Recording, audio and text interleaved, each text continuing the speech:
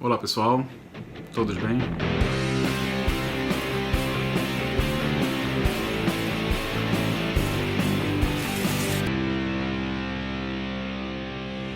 Pessoal, no vídeo de hoje eu combinei com a Gisele que eu gravaria para vocês uma diferença que tem sido muito cobrada, né? Na verdade sempre foi muito cobrada em exames, em concursos públicos, que é justamente a diferença entre o furto qualificado pela fraude e o estelionato.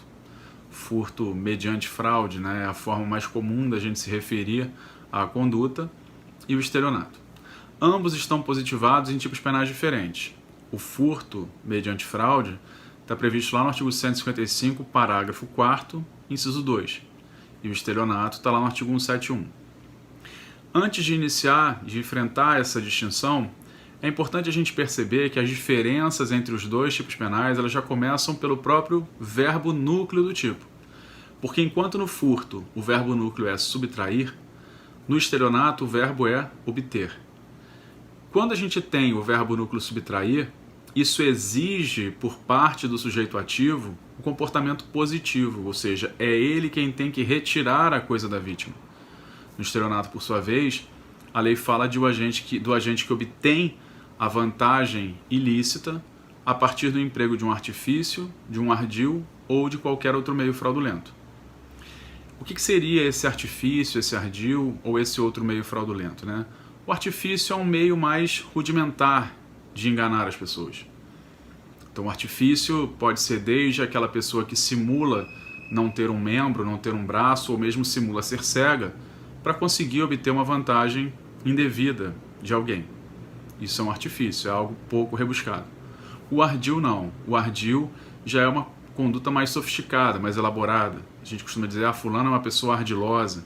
Uma pessoa que age com ardil, né, é uma pessoa que cria, por exemplo, um perfil falso para ludibriar as pessoas, a elas levar essas pessoas a acreditarem que alguma coisa existe, quando na verdade não existe. Enfim, então o ardil já é algo mais sofisticado. E o tipo penal ainda deixa em aberto quando ele fala ou qualquer outro meio fraudulento, ou seja, qualquer outro meio hábil a enganar as pessoas. Tá?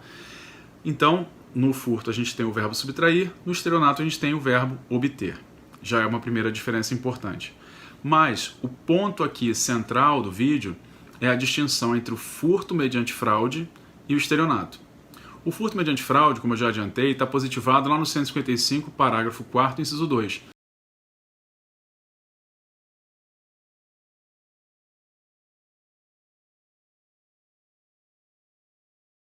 E por qual motivo o parágrafo 4º, inciso 2, é uma qualificadora? Na verdade, o parágrafo 4º ele traz o furto qualificado. Para vocês que já assistiram os vídeos aqui no canal de aplicação de pena, sabem que o parágrafo 4º pode ser chamado de qualificadora porque ele muda a escala penal. Eu saio de um crime que tem pena de 1 a 4 para um crime que tem pena de 2 a 8. Então eu mudei a escala penal do crime, então isso faz com que o parágrafo 4º seja, de fato, uma qualificadora. Tá? Então você tem as qualificadoras lá no parágrafo 4º e dentre elas a gente tem no inciso 2 a fraude. A qualificadora da fraude está dentro de um contexto que fala de escalada, que fala de destreza e também fala da fraude. Mas o foco no vídeo de hoje é justamente a fraude para rivalizar com o estelionato. E aí, pessoal, o que vai diferenciar o furto mediante fraude do estelionato, onde a gente também tem o elemento fraude constitutivo, está no fato de que no furto mediante fraude, essa fraude, ou seja, esse meio enganoso, ele vai ser empregado para retirar a vigilância da vítima sobre a coisa.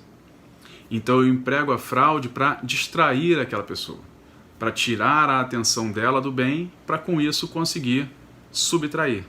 Percebam que é o próprio agente quem subtrai o objeto, a partir de uma retirada da vigilância que a vítima tinha sobre aquele objeto.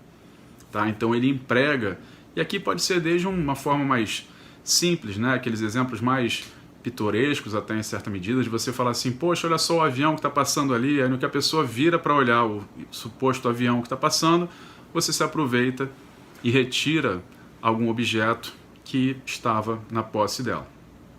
Então, esse é um exemplo do furto mediante fraude. Então, no furto, a fraude é empregada para retirar a vigilância da vítima sobre a coisa e, com isso, possibilitar à subtração. No estelionato não é assim. No estelionato, pessoal, a gente tem uma entrega viciada por erro. Ou seja, enquanto no furto o agente retira a coisa da vítima, no estelionato é a própria vítima quem entrega a coisa para o agente. Só que é uma entrega viciada por erro. É uma entrega viciada pela fraude, ou seja, a vítima acredita que está entregando porque aquilo é devido. Então, ou porque ela gostaria de fazer eventualmente uma doação. Então, se a pessoa diz, por exemplo, que pertence a uma instituição beneficente e que ela está recolhendo donativos para essa instituição beneficente, leva inclusive um livro com fotos, etc., para mostrar a instituição beneficente a qual ele faz parte, para com isso explorar a sensibilidade daquela pessoa e levá-la a fazer essa contribuição, percebam, a vítima está entregando voluntariamente aquele dinheiro, porque ela acredita na existência daquela instituição que na verdade não existe. Então vejam que não é o agente que toma, é a vítima que entrega. Só que é uma entrega viciada por erro. No furto não é assim. No furto eu distraio e consigo a subtração. No estelionato eu preciso que a vítima entregue a partir do erro, a partir da falsa percepção que ela vai ter daquela realidade que está posta ali. Não é objeto do nosso estudo, mas é importante você perceber que essa mesma distinção a gente pode levar para a diferença entre roubo e extorsão. Porque também no crime de roubo, no artigo 157, o verbo também é subtrair. Enquanto lá no 158, nós também teremos muitas das vezes uma entrega. Só que diferente do que acontece entre o furto mediante fraude e o estelionato, entre o roubo e a extorsão, eu tenho também a subtração e de outro lado eu tenho a entrega na extorsão, sendo que a forma de cometimento do roubo e da extorsão é a partir da violência ou grave ameaça, enquanto que no furto mediante fraude e estelionato é a partir da fraude. Então, furto mediante fraude e estelionato, eu tenho o elemento fraude aqui. No roubo e na extorsão, eu tenho o elemento violência ou grave ameaça. Violência ou grave ameaça no roubo para que o agente subtraia. Violência ou grave ameaça na extorsão para que a vítima entregue por conta daquela violência ou daquela grave ameaça. Tá? Roubo e extorsão a gente deixa para um próximo vídeo, mas fiquem atentos a isso.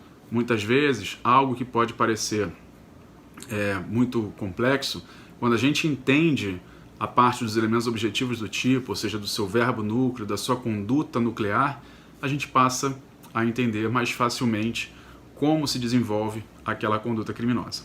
Beleza? Pessoal, atenção para mudança recente, né? Vocês devem ter acompanhado isso, né? Foi uma mudança ocorrida nesse ano em relação ao crime de estelionato, né? Também fruto aí do pacote anticrime, que é justamente a transformação do crime de estelionato em crime de ação penal pública condicionada à representação. Ou seja, hoje, para que o Ministério Público proponha a ação penal pelo estelionato, é necessário que a vítima represente. Atenção para o prazo decadencial disso. Então a vítima tem que representar em até 6 meses. No furto mediante fraude, não. No furto mediante fraude, a ação penal é pública e incondicionada. No estelionato, a ação depende da representação. Como vocês sabem, a representação é uma condição de procedibilidade que está sujeita ao prazo decadencial de 6 meses. Se não houver representação nesse prazo, ocorre a decadência, que, como vocês sabem, é uma causa de extinção da punibilidade prevista lá no artigo 107 do Código Penal. Beleza? Bom, pessoal, espero que eu tenha podido ajudar vocês a entender essa diferença importante entre o furto mediante fraude e o estelionato, e a gente se encontra de novo num próximo vídeo. Beleza?